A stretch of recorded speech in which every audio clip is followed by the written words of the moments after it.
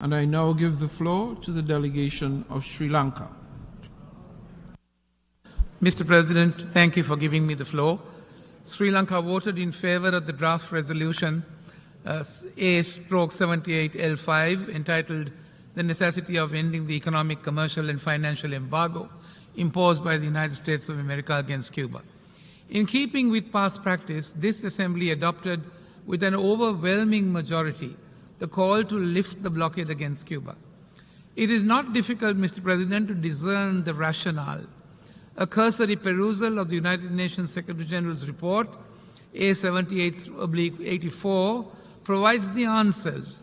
For 30 years, the General Assembly has been calling for an end to the economic embargo that the United States has imposed on Cuba since 1962.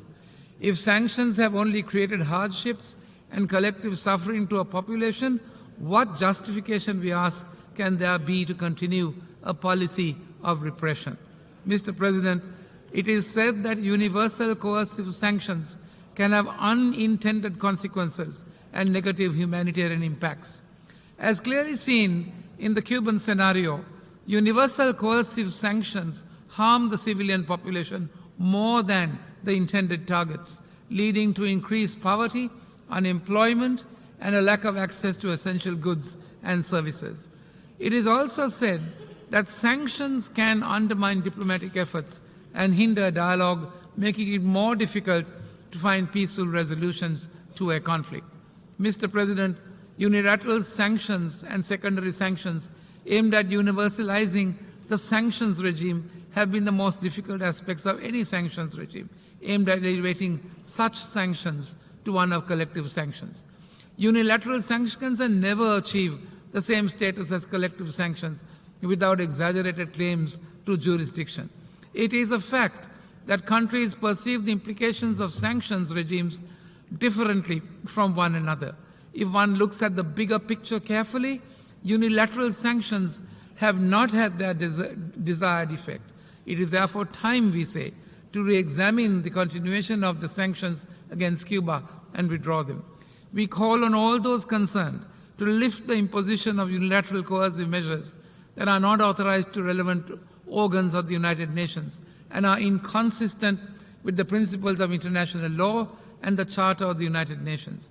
My delegation is of the considered view that the potential drawbacks of these sanctions outweigh the intended objectives.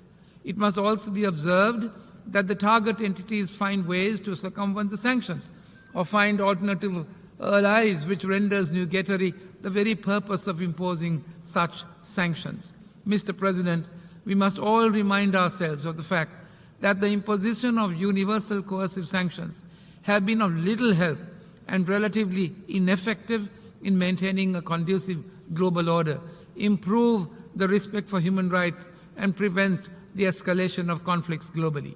The continued sanctions on Cuba against this backdrop appears misplaced and irrational. It is therefore time, we say, to revisit the continuation of the sanctions against Cuba with a view to their final withdrawal.